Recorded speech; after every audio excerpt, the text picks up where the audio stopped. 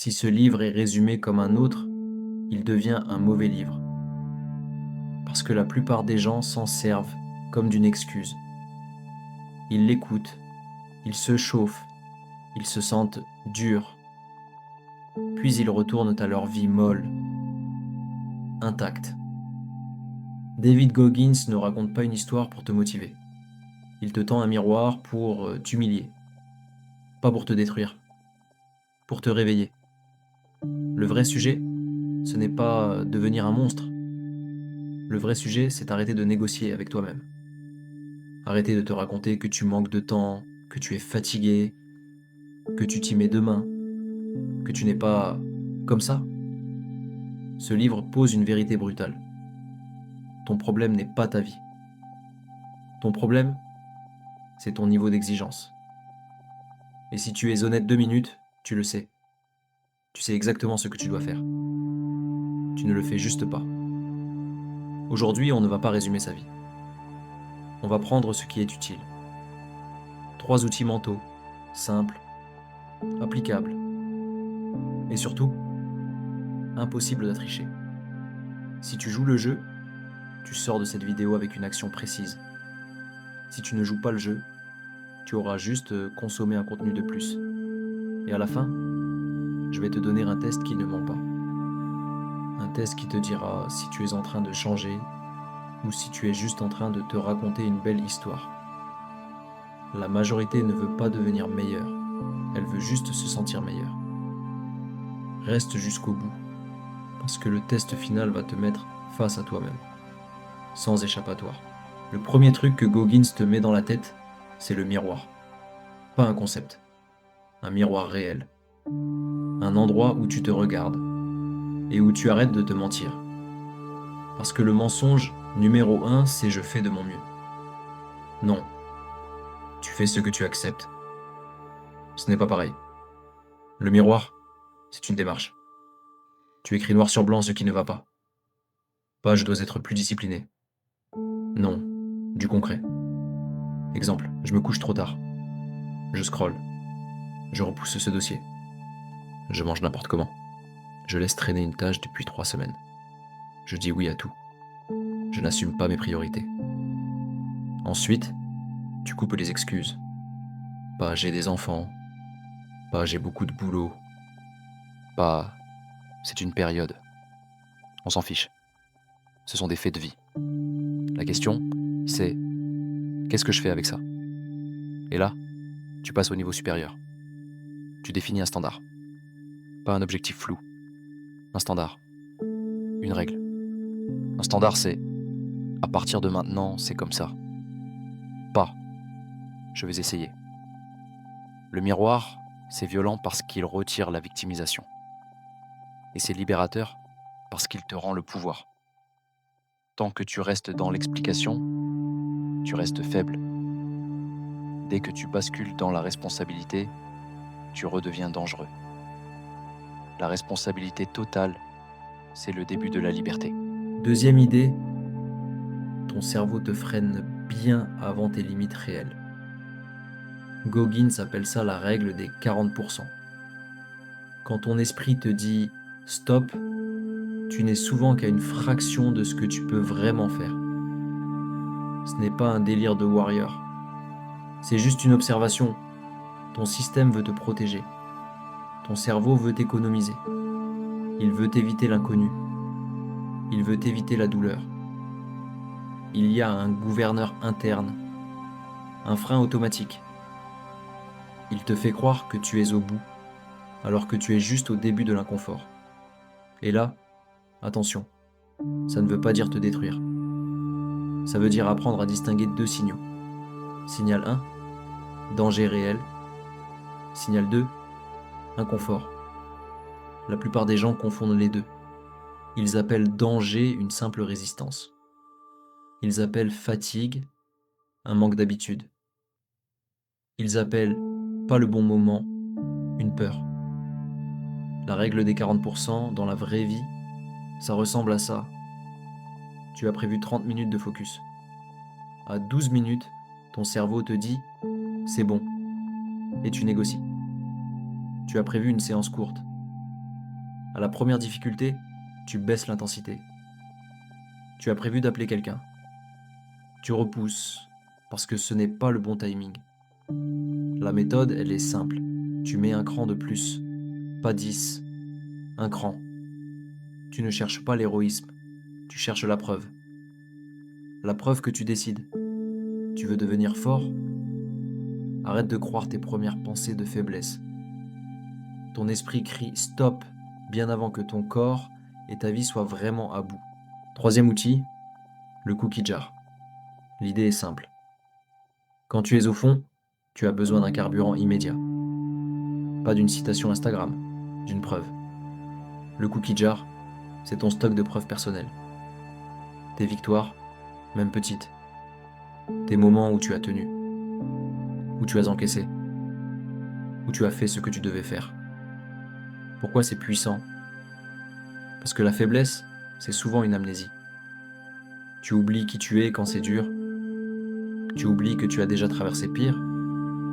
Tu oublies que tu peux encaisser. Mais attention, la vraie leçon est ailleurs. Ce stock, il ne tombe pas du ciel. Il se construit. Donc, si aujourd'hui tu n'as pas de cookie jar, c'est un signal. Ça veut dire que tu as trop vécu dans la facilité. Et ça, c'est dur à entendre. Mais c'est utile. Et c'est là que ce livre devient dangereux dans le bon sens. Il te pousse à fabriquer ta réputation auprès de toi-même, pas auprès des autres, pas pour prouver, pour te respecter. Tu n'as pas besoin d'être Goggins. Tu as besoin d'être quelqu'un qui ne se trahit pas tous les jours. Et quand tu commences à accumuler ces preuves, un truc change. Tu n'as plus besoin de motivation. Tu as une identité. Et une identité, ça tient dans la tempête. Tu ne deviens pas fort en te motivant, tu deviens fort en accumulant des preuves. Si je résume sans te vendre du rêve, ce livre ne promet pas une vie facile. Il promet une vie solide. Le miroir te donne la vérité. La règle des 40% te donne un levier pour dépasser l'inconfort. Le cookie jar te donne une réserve de preuves pour les jours où tu trembles. Et derrière ces outils, il y a une seule idée. Tu as le contrôle, mais tu dois payer le prix. La plupart des gens veulent le résultat sans le prix. Ils veulent la confiance sans le travail. Ils veulent l'estime sans l'effort. Ils veulent l'identité sans l'épreuve. Ça ne marche pas. Et c'est pour ça que ce livre crée une division nette. Ceux qui l'utilisent pour se stimuler un soir et ceux qui l'utilisent pour se transformer sur 6 mois. Lire et agir, c'est la deuxième catégorie. Tu n'es pas ici pour être inspiré, tu es ici pour te renforcer. Donc maintenant, on arrête la théorie. On passe à l'action. 2 ou 3 gestes, simples, mais non négociables. Si tu refermes ce livre sans changer une habitude, il t'a juste servi d'anesthésiant. Action 1. Le miroir, version adulte, ce soir. Tu prends une feuille, tu écris 5 lignes. Ligne 1, ce que je fuis. Ligne 2, ce que je sais que je dois faire. Ligne 3, l'excuse que je me raconte. Ligne 4, la vérité brute à la place de l'excuse. Ligne 5, une règle claire pour les 7 prochains jours. Une règle, pas un objectif. Exemple, téléphone hors de la chambre ou 30 minutes de focus avant toute distraction. Ou 0 sucre ajouté en semaine. Tu choisis une règle qui te coûte, mais qui est tenable. Action 2. Le cran de plus, chaque jour, pendant 7 jours. Tu choisis un domaine. Un seul. Focus, sport, travail, administratif, relation. Et chaque jour, tu ajoutes un cran. Pas une révolution. Un cran. Tu fais 10 minutes de plus. Tu fais une tâche que tu repousses. Tu finis ce que tu as commencé. Tu ne négocies pas. But, rééduquer ton gouverneur interne. Lui apprendre que tu décides. Action 3. Construire ton cookie jar dès maintenant. Chaque soir, tu notes 3 preuves. Pas j'ai eu une bonne journée. Non, des preuves de discipline. J'ai fait le truc que je repoussais. Je n'ai pas cédé à la facilité. J'ai tenu ma règle. Au bout de 7 jours, tu auras de la matière. Au bout de 30 jours, tu auras une identité qui commence à exister. Tu veux te sentir fort? Arrête de chercher le sentiment. Cherche la preuve. Ce n'est pas ton ambition qui change ta vie. C'est ta règle quotidienne. Ici, il y a un truc qu'on ne fait pas. On ne joue pas au personnage. La masse adore les symboles, les phrases, les vidéos, les mindsets. Elle adore l'idée de la discipline. Elle déteste la discipline réelle. Lire et agir, c'est l'inverse. Pas de divertissement. Pas de consommation. Pas d'auto-hypnose. On prend un livre, on extrait l'outil, on agit. Et on accepte une réalité.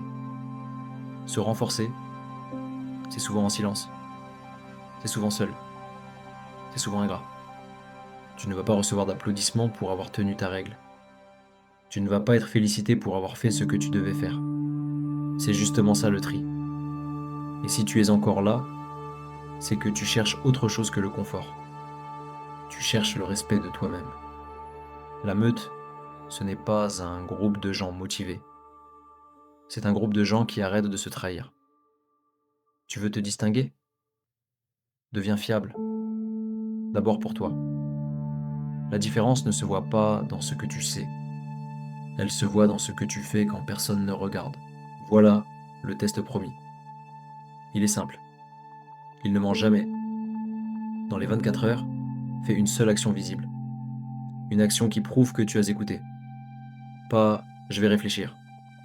Pas je vais m'organiser. Pas je commence lundi. Une action. Exemple. Tu écris ton miroir en 5 lignes et tu poses une règle. Tu supprimes l'application qui te vole ton temps. Tu bloques 30 minutes demain matin, calendrier, et tu les protèges. Tu fais la tâche que tu repousses depuis une semaine. Si tu ne fais rien dans les 24 heures, tu sais quoi? Ce n'est pas grave. Mais sois honnête. Tu n'es pas en train de changer. Tu consommes. Et si tu fais une action, même petite, tu viens de te prouver un truc. Tu peux décider. C'est ça, le cœur du livre. Pas devenir invincible. Devenir responsable. Si tu veux, prends une décision maintenant. Pas dans ta tête. Dans ta journée. Tu sauras exactement qui tu es dans 24 heures en regardant ce que tu as fait.